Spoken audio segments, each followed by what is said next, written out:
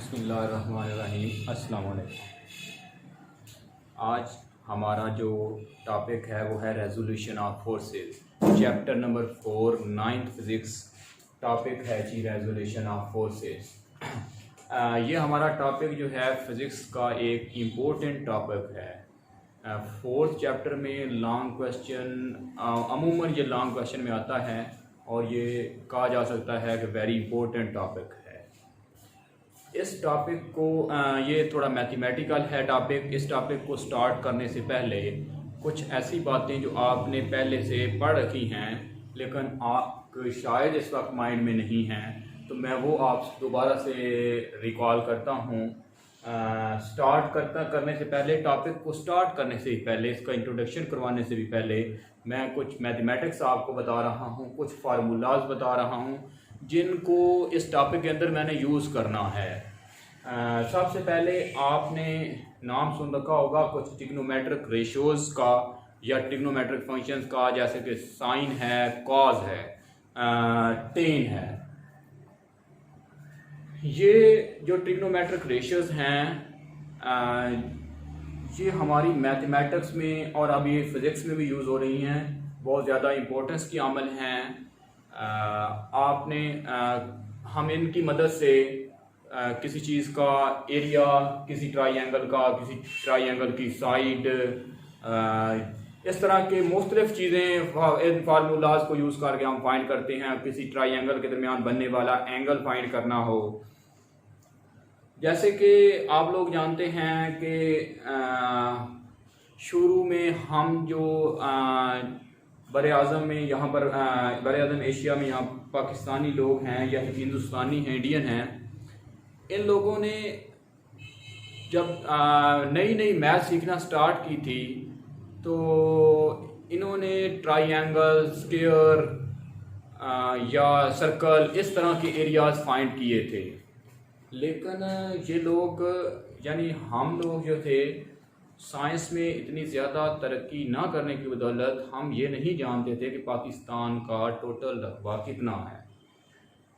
ये आपको मैं बताने जा रहा हूँ कि शुरू में हमें जब अंग्रेज़ आए हैं यहाँ पर बरसगीर में, तो उन्होंने हमें बताया था कि हमारा टोटल एरिया कितना है, क्योंकि हम लोग उससे पहले सिर्फ रेक्टेंगल या ट्राइंगल कह लें या सर्कल, इस तरह के एरिया फाइंड करते थे और इन्हीं से ही वाकफ़ थे। और पाकिस्तान की शेप तो इन जितनी शेप्स मैंने बताई हैं इन तमाम में से किसी एक में भी नहीं आती। तो इसका टोटल एरिया किस तरह फाइंड किया जाता है ये हमें इंग्लिश लोगों ने बताया था। तो मैं सबसे पहले मैथमेटिक्स जो यहाँ पर यूज़ करूँगा वो साइन और कॉस की रेशो है। सबसे पहले आप अगर कोई भी राइट एंगल ट्राइंगल ली जाए ना, तो इसके लिए मैं एक फार्मूला लिखने जा रहा हूँ जिसको यूज़ करके ये मैं तमाम रेशियोज बनाऊंगा। लेकिन पहले मैं फार्मूला लिख देता हूँ, बुक पर नहीं लिखा हुआ, आपने नोट करना है। एक इंग्लिश सेंटेंस है, सम पीपल हैव, ये मैं आपके लिए लिख रहा हूँ ताकि आप नोट कर लें। Some people have curly brown hair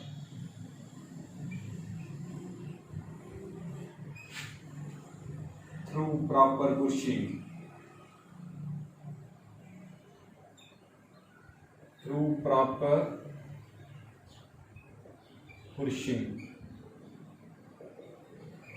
ये एक इंग्लिश सेंटेंस है, some people have curly brown hair through proper pushing.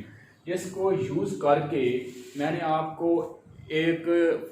तीन फार्मूला बनाने हैं जिसकी मदद से आप इन रेशियोज को याद रख पाओगे। फार्मूले की बात को मैं बाद में कर रहा हूँ, इस सेंटेंस को आप नोट कर लें। अभी आपने इस पूरे सेंटेंस में से किसी जो वर्ड है उसका पहला जो शुरू वाला डिजिट है इसको लेना है, अल्फ़ाबेट। जैसे एस है यहाँ पर, जैसे यहाँ पर टी है। सम का एस आप लें तो हमें पता है कि साइन एस से बनता है। साइन एक ट्रिग्नोमेट्रिक रेशियो है जो किसी एंगल को हम थीटा से डिनोट करते हैं। एंगल को डिनोट करने के लिए थीटा का लफ्ज़ यूज़ करते हैं। साइन एंगल लिया जाए यानी साइन थीटा लिया जाए तो हमारे पास इक्वल होगा।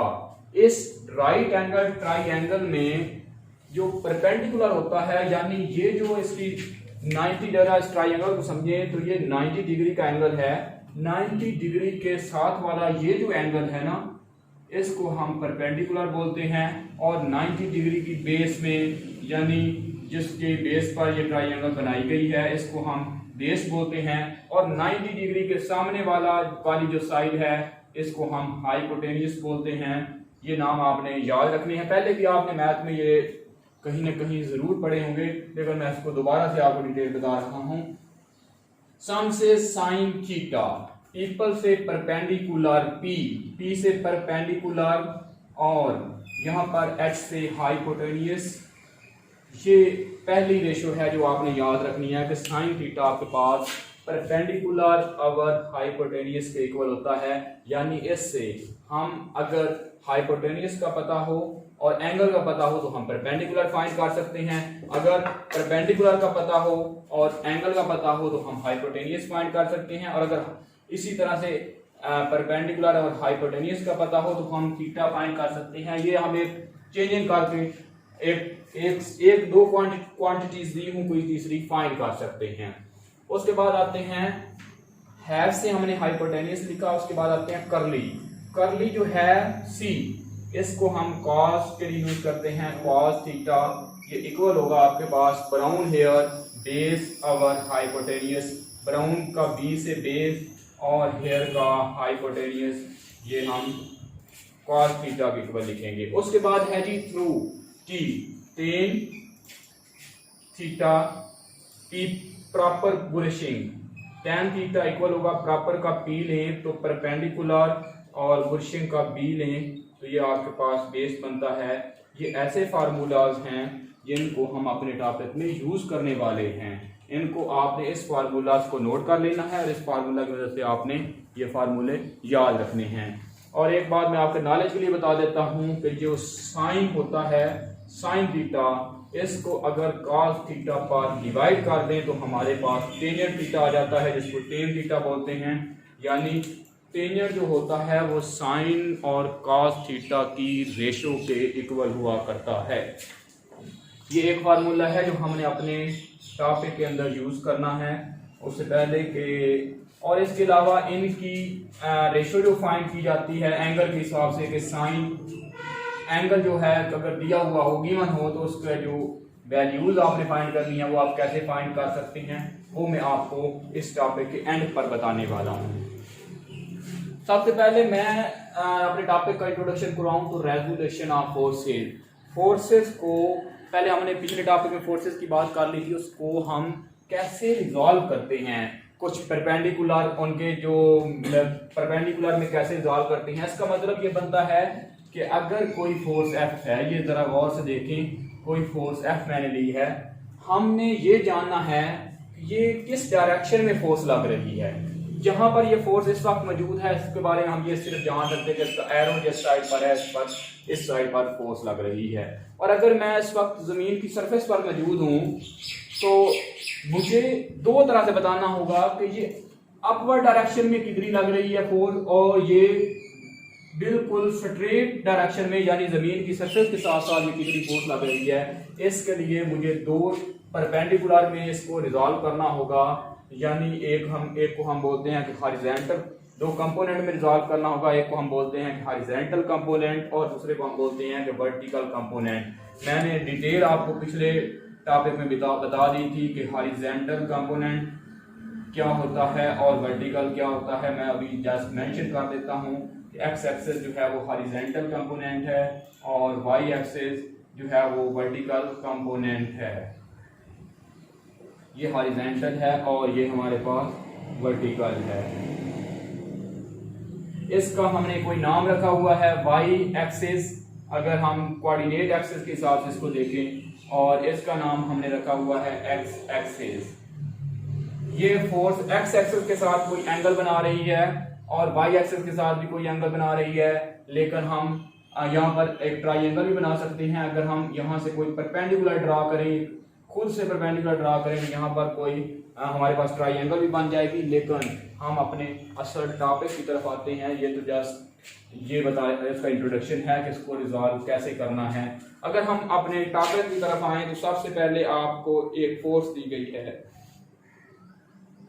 इसमें उससे पहले कि मैं इसको एक्सप्लेन करूं, आप डेफिनेशन ज़रा समझ लें जो कि आपके बुक पर साइड बॉक्स में दी हुई है। Splitting up of a force into two mutually perpendicular components, किसी भी फोर्स को टू म्यूचुअली परपेंडिकुलर कंपोनेंट्स में स्प्लिट कर देना, तोड़ देना, रिजॉल्व कर देना, ये हमारे पास प्रोसेस कहलाता है रेजोल्यूशन ऑफ फोर्सेज। आपने जब ये क्वेश्चन सॉल्व करना है तो आपने डायग्राम मेंशन करनी है। Consider a force F representing by line O A. जरा डायग्राम की तरफ आएं और साथ साथ डायग्राम बनाने के साथ आपने इसका इंट्रोडक्शन भी लिखना है कि डायग्राम में आप क्या करने जा रहे हैं।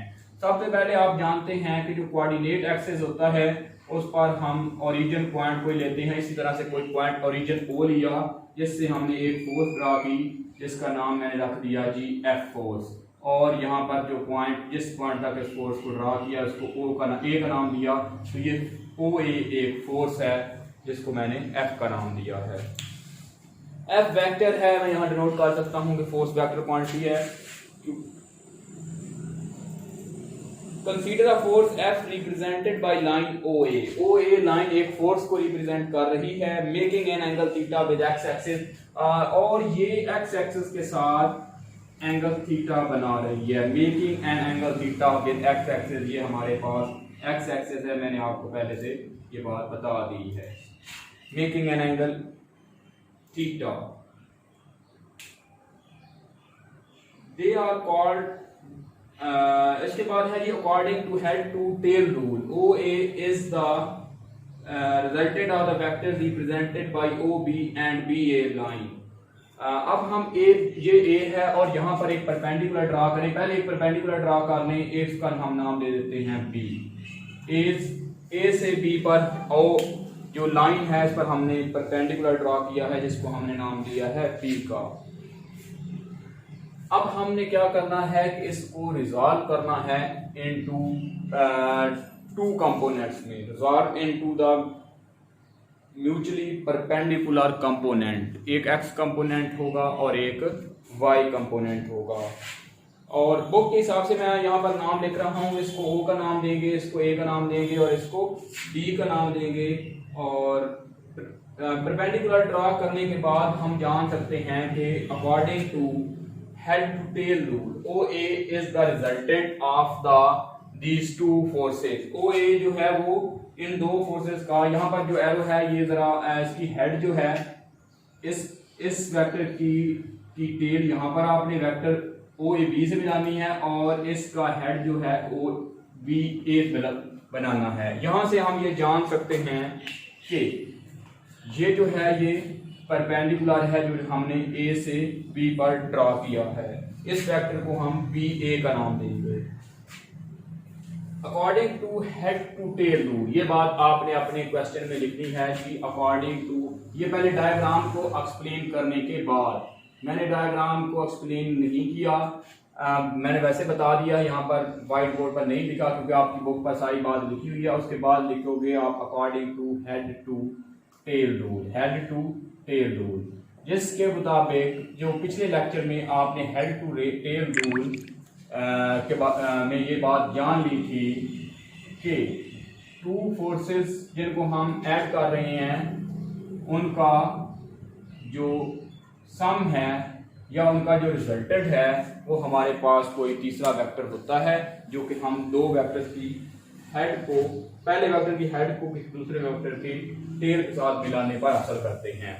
यहाँ से अगर आप इसको देखें तो हमारे पास सबसे पहले इसका जो रिजल्टेंट है वो है ओ ए। ओ ए रिजल्टेंट किसके इक्वल होता है? बाकी दोनों फोर्सेस के सम के इक्वल होता है।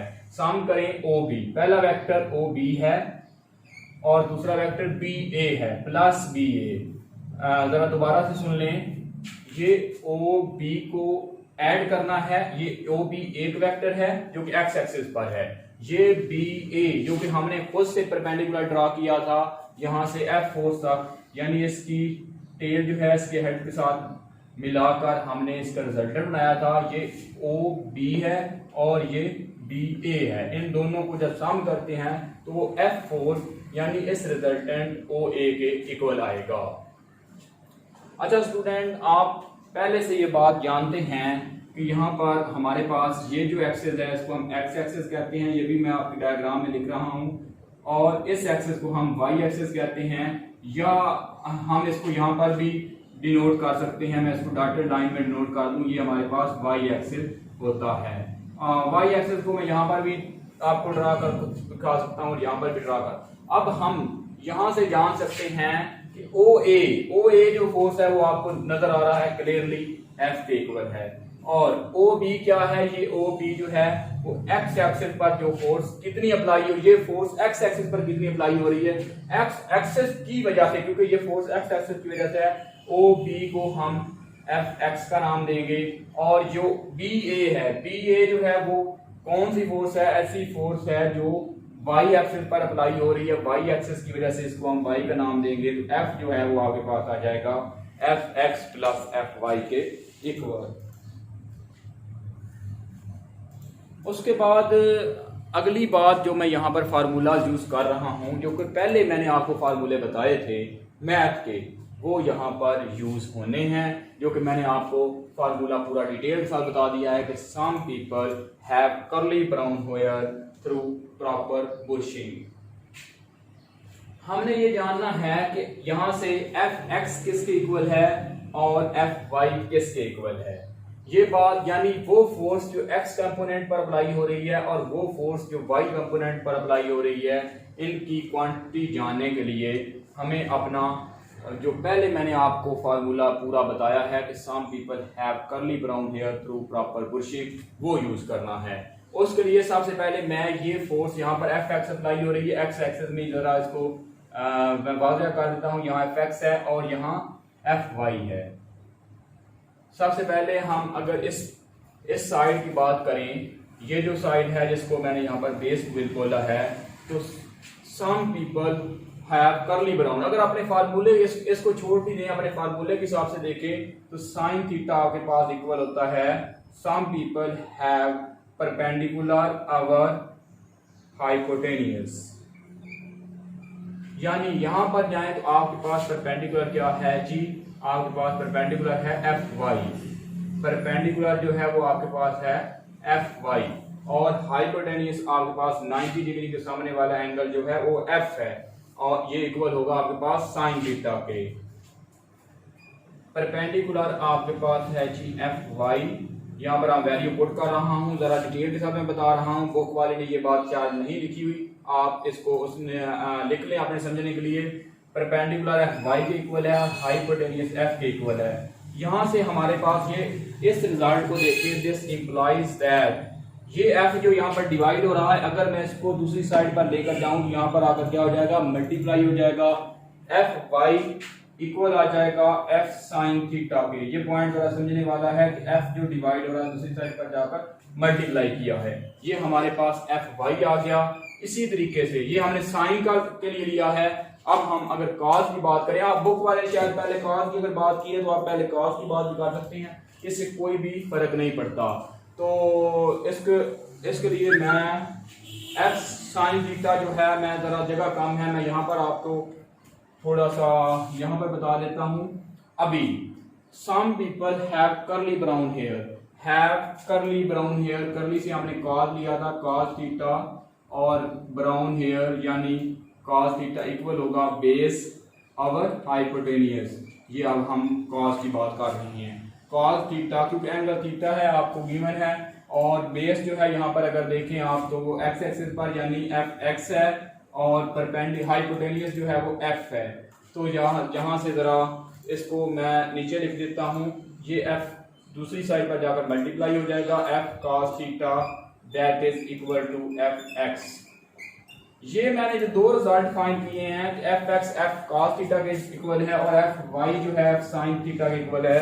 ये आपके दो कंपोनेंट्स हैं, ये एक्स कंपोनेंट है और ये वाई कंपोनेंट है, जो कि हमने फोर्सेस को दो कंपोनेंट में रिजॉल्व करना था। हमने इनको एफ एक्स और एफ वाई दो कंपोनेंट में रिजॉल्व कर दिया है। अब हम ये जो फार्मूला है ना, जो बुक पर भी आपको गिवन है, इसमें इनको पुट करने वाले हैं, लेकिन जगह कम है। मैं थोड़ा सा इसको रेज कर रहा हूँ। ये जो रिजल्ट हमने फाइंड किया था ये भी मैं रेज कर रहा हूँ और ये भी रेज कर रहा हूँ। एंड पर क्या करना है जी, एफ एक्स और एफ वाई इन दोनों को इस फार्मूला में पुट करना, तो हमारे पास फोर्स आ जाएगी, that is equal to F cos theta plus F sine theta. ये हमारे पास फोर्स आ जाएगी, F is equal to F cos theta plus F sine theta.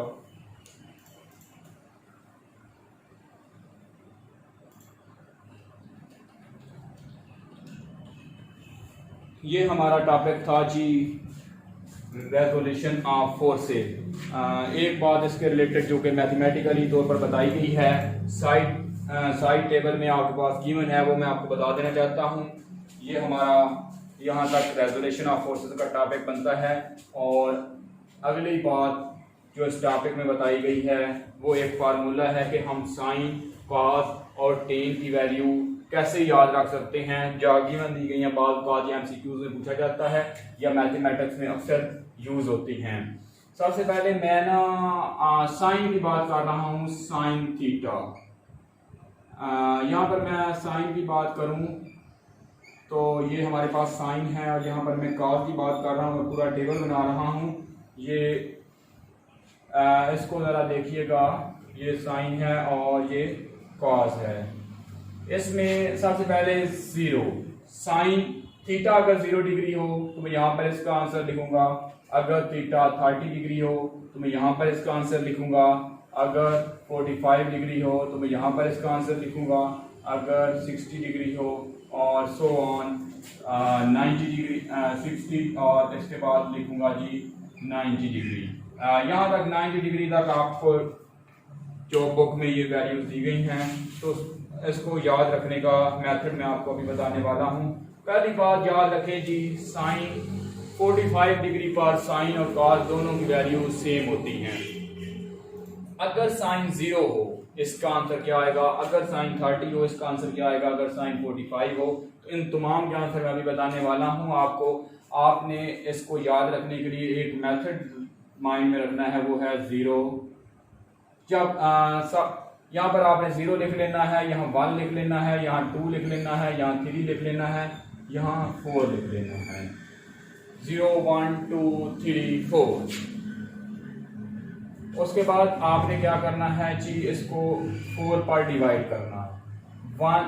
ये 4 तक जाना है, फिर इन तमाम को 4 पर डिवाइड करना है। 0 को 4 पर डिवाइड किया, 1 को 4 पर डिवाइड किया, 2 को 4 पर डिवाइड किया, 3 को भी 4 पर डिवाइड किया, 4 को भी 4 पर डिवाइड किया। डिवाइड करने के बाद आपने तमाम वैल्यूज का स्क्वायर रूट ले लेना है। जब इसका स्क्वायर रूट करेंगे तो आंसर जो आएगा वो आपकी वैल्यू होगी। ये आपने 3 काम करने हैं। जब हमने स्क्वायर रूट लिया तो इसका आंसर तो ऑटोमेटिकली 0 आ जाएगा। आप देख सकते हैं जी, 0 ओवर 4, इसका आंसर ऑटोमेटिकली क्या आ जाएगा, 0 आ जाएगा, दैट इज इक्वल टू 0। और इसका आंसर जो 4 है, इसका जब स्क्वायर रूट लिया, 1 की स्क्वायर रूट तो 1 होती है, लेकिन 4 का स्क्वायर रूट 2 आ गया। यहाँ पर 1 ओवर 2 आ जाएगा, 1 ओवर 2 स्क्वायर रूट। हम 1 के स्क्वायर रूट के बारे में आप पहले से जानते हैं कि 1 ही है, और 2 की स्क्वायर रूट आप इसको इस फॉर्म में लिख देंगे। और 3 ओवर 4 का जो स्क्वायर रूट है ये 2 के इक्वल होता है, और 3 के ऊपर वैसे ही स्क्वायर रूट रहेगी। इस फॉर्म में हम इसको लिख सकते हैं। और ये 4 ओवर 4 1 होता है, और 1 की स्क्वायर रूट 1 ही हुआ करती है, 1 ही है। तो अब आपने कॉस के लिए जानना है, तो आपने इसी को रिवर्स डायरेक्शन में लेकर चलना है। यानी यहाँ 1 है तो 1 को यहाँ, और यहाँ अंडर रूट 3 ओवर 2 है तो यहाँ अंडर रूट 3 ओवर 2, और यहाँ 1 ओवर अंडर रूट 2 है तो यहाँ भी 1 ओवर अंडर रूट 2। क्योंकि मैं आपको पहले बता चुका हूँ कि साइन 45 डिग्री और कॉस 45 डिग्री एक दूसरे के इक्वल हुआ करते हैं। यहाँ 1 ओवर 2 है तो यहाँ भी 1 ओवर 2, यहाँ 0 है तो यहाँ भी 0। साइन 0 पर 0 होता है और कॉस 90 पर 0 होता है। ये हमारा रिजल्ट है।